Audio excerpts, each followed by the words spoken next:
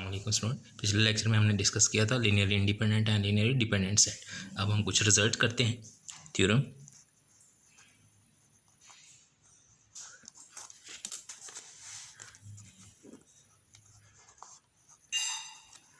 If a set contain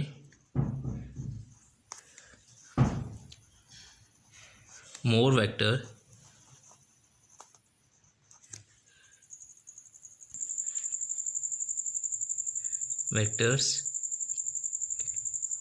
then there are entries in each vector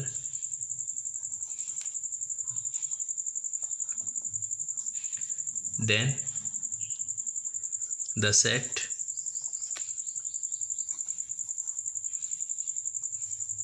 is linearly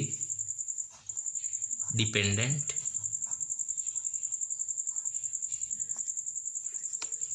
that is any set S V1 V2 up to Vp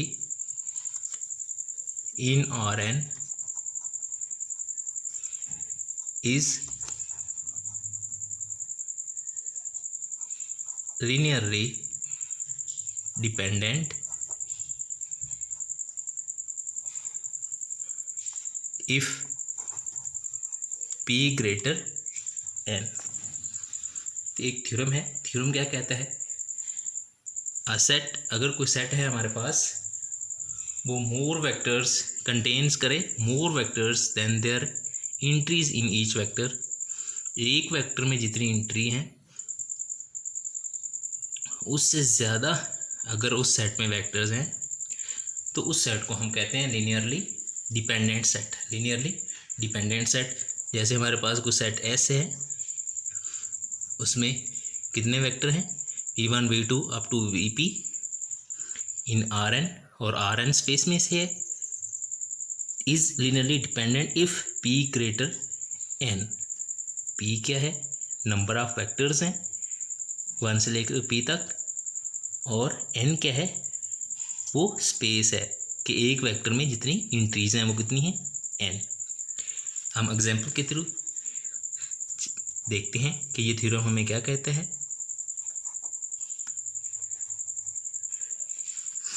हमारे पास एक vector है 3 1 0,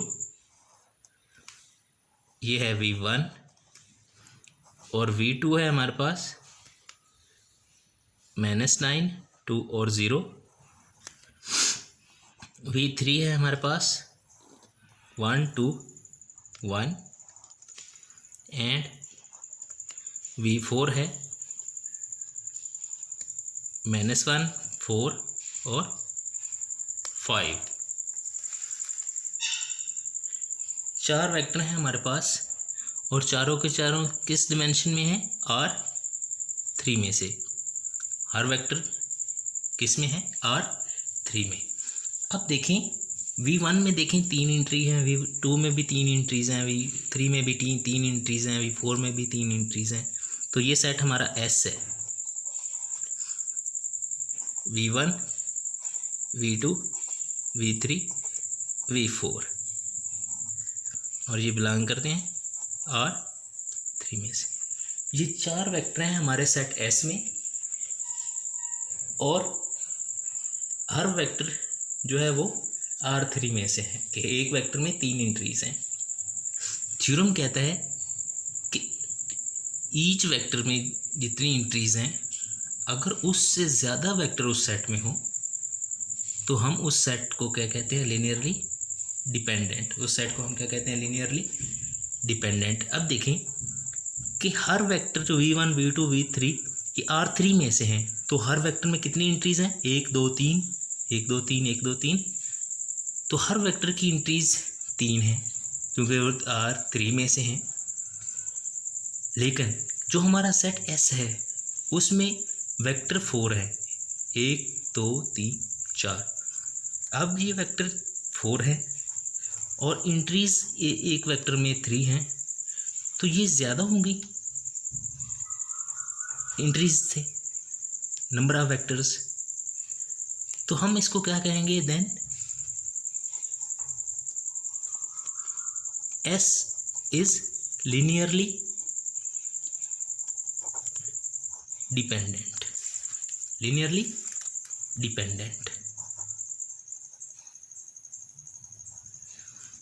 तो यहाँ पे P क्या है, 4 है, और हमारा N क्या है, 3 है। P 4 है और N 3 है, और P 4 है अगर, और N हमारे पास 3 है, तो यहाँ क्या हुआ, P greater N, P greater N हो गया। अगर P ग्रेटर N हो जाए तो हम कहते हैं हमारा सेट लीनियरली डिपेंडेंट है। मतलब क्या है, कोई सेट ऐसा है हमारे पास, उसमें वेक्टर्स हैं हमारे पास। एग्जाम्पल में हमने एक सेट S लिया, उसमें 4 वेक्टर्स हैं, और हर वेक्टर जो है वो R3 में से है। R3 में मतलब क्या है, 3 डिमेंशन में से। तो हर वेक्टर में इंट्री कितनी है, 3 है। तो वेक्टर उस सेट में 4 हैं, तो नंबर ऑफ वेक्टर्स जो हैं वो इंट्रीज से ज़्यादा हो गए हैं। अगर नंबर ऑफ वेक्टर इंट्रीज से ज़्यादा हो जाए तो उस सेट को हम कहते हैं लीनियरली डिपेंडेंट सेट। उस सेट को हम क्या कहते हैं, लीनियरली डिपेंडेंट सेट। अब एक और थ्योरम देखते हैं।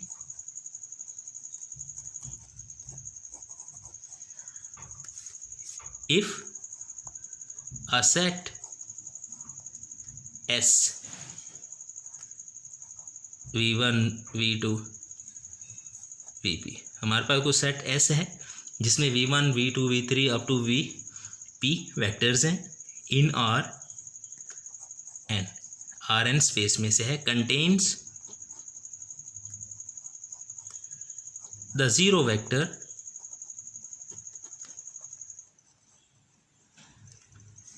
then the set is linearly dependent।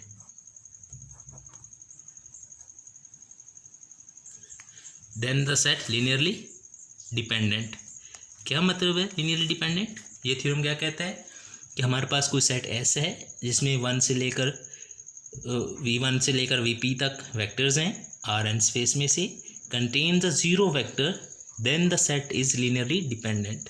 कि हमारे पास एग्जांपल देखते हैं, कोई एक सेट है, लेट करते हैं कि हमारे पास सेट S है,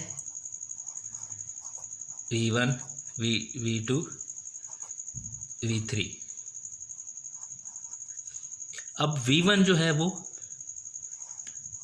3 2 3 है, V2 है 9 0 0, और V3 हमारे पास वेक्टर है 0 0 और 0। 3 वेक्टर हैं हमारे पास, एक सेट S है उसमें 3 वेक्टर हैं। थ्योरम कहता है कि अगर कोई सेट S है उसमें वेक्टर्स हैं, अगर उस वेक्टर्स में एक भी वेक्टर ज़ीरो वेक्टर हो, तो वो जो सेट होगा वो लीनियरली डिपेंडेंट हो जाएगा, वो सेट लीनियरली डिपेंडेंट हो जाएगा। अब देखें, ये सेट ऐसे है हमारे पास जिसमें V1 V2 और V3 3 वेक्टर हैं। V1 वेक्टर नॉन ज़ीरो है, V2 भी नॉन ज़ीरो है, लेकिन V3 एक ऐसा वेक्टर है इस सेट में कि जो ज़ीरो वेक्टर है, जिसको हम कहते हैं ज़ीरो वेक्टर है। अगर कोई एक वेक्टर भी सेट में ज़ीरो वेक्टर आ जाए तो उस सेट को हम कहते हैं linearly dependent. So S is linearly dependent. S is linearly dependent. यूँ हम चेक कर सकते हैं कि ये सॉल्यूशन, इसका अगर हम लीनियर कम्बिनेशन लिखें, वेक्टर इक्वेशन लिखें, तो वो सेटिस्फाई हो जाएगी नॉन ज़ीरो कोफिशिएंट से। स्केलर से। एक स्केलर जो वेक्टर 0 है उसके साथ हम कोई भी नॉन ज़ीरो एंट्री ले लें, बाकी सारी 0 0 ले लें, तो ये इक्वेशन जो है वो सेटिस्फाई हो जाएगी, वेक्टर इक्वेशन। तो वेक्टर इक्वेशन सेटिस्फाई हो जाएगी। लेकिन हमने तो कहा था कि वेक्टर इक्वेशन सेटिस्फाई हो उस वक्त जब सारे के सारे स्केलर 0 हों, लेकिन यहाँ तो एक स्केलर नॉन ज़ीरो हो सकता है कि 0 वेक्टर के साथ अगर हम स्केलर नॉन ज़ीरो ले लें तो तब भी तो इक्वेशन सेटिस्फाई हो जाएगी।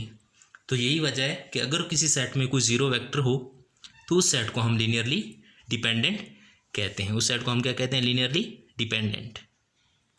जी, ये तो था थ्योरम्स। अब हम देखते हैं बेसिस क्या होता है। Basis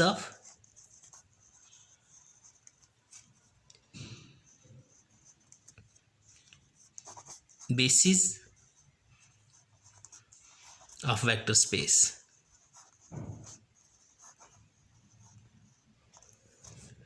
basis of vector space क्या होता है? Let we be a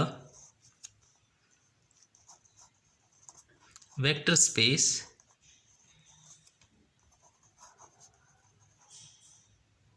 and S be the subset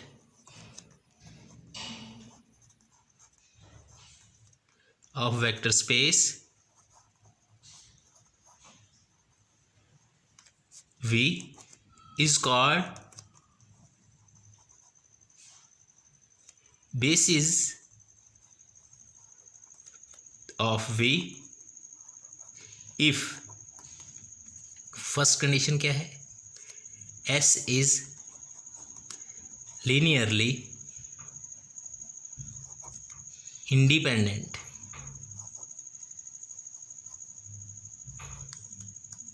second condition क्या है? Span S is equal to V। Basis क्या होता है? वेक्टर स्पेस का कोई सबसेट होता है, अगर वो सबसेट इन दो कंडीशंस को सेटिस्फाई करे तो उस सेट को हम कहते हैं बेसिस। उस सेट को हम क्या कहते हैं? Basis of vector space. Linearly independent हम पढ़ चुके हैं। लीनियर इंडिपेंडेंट क्या होता है? स्पैन एस हम पढ़ चुके हैं। स्पैन एस क्या होता है? तो अगर ये कोई सबसेट किसी वेक्टर स्पेस का, एक तो वो लीनियरली इंडिपेंडेंट हो, एक उस सेट्स के लीनियर कॉम्बिनेशन से हम वो वेक्टर स्पेस पूरी लिख सकें, तो हम कहते हैं कि वो सेट क्या है? बेसिस है उस वेक्टर स्पेस का। जी, एग्जाम्पल,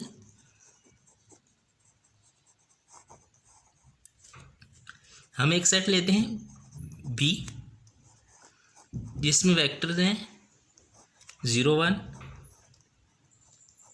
0 1 0 0 0 1 R3 में से।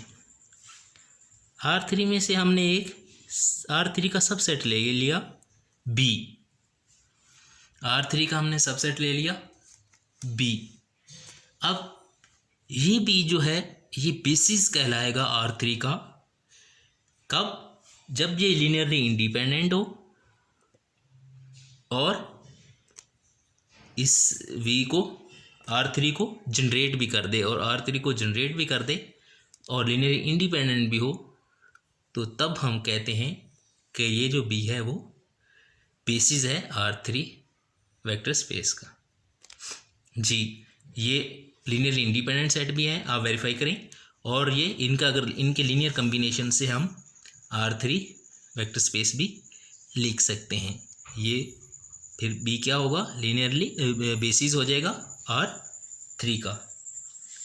ये आप ट्राई करें। आपको स्पैन क्या होता है? लीनियर कम्बिनेशन होता है इन वेक्टर्स का, और set of all linear combination. और लीनियरली इंडिपेंडेंट का क्या मतलब है? कि ये वेक्टर को हम लिख सकें वेक्टर इक्वेशन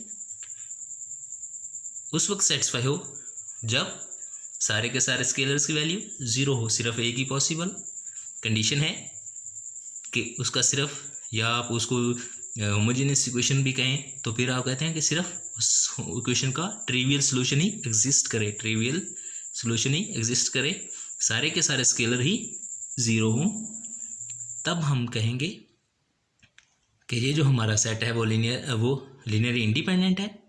और ये जो हमने वेक्टर्स लिखे हैं 3 वेक्टर, इन 3 वेक्टर्स के लीनियर कम्बिनेशन से हम R3 भी लिख सकते हैं। तो ये बेसिस है R3 की, इसको चेक करें। उसके बाद है finite dimension, finite dimensional vector space.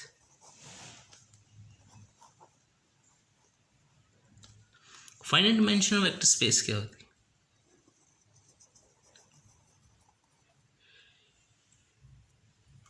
अगर बेसिस में फाइनाइट नंबर ऑफ एलिमेंट हों या फाइनाइट नंबर ऑफ वेक्टर हों, तब हम वो जिस वेक्टर स्पेस की बेसिस है वो vector space finite dimensional vector space कहलाती है। जैसे ये हमने बेसिस लिखी है, ये बेसिस है R3 की, तो इसमें 3 वेक्टर्स हैं, तो फाइनाइट वेक्टर हैं या फाइनाइट एलिमेंट हैं, तो ये R3 क्या हो जाएगी? Finite dimensional vector space, finite dimensional vector space. उसके बाद होता है dimension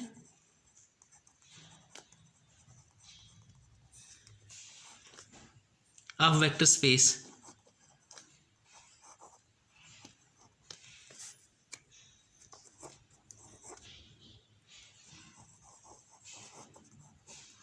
dimension of vector space क्या होती है? फाइनाइट डिमेंशनल वेक्टर स्पेस तो है कि वो बेसिस में अगर नंबर ऑफ एलिमेंट फाइनाइट हैं तो वो जिस वेक्टर स्पेस की वो बेसिस है वो vector space finite dimensional vector space है।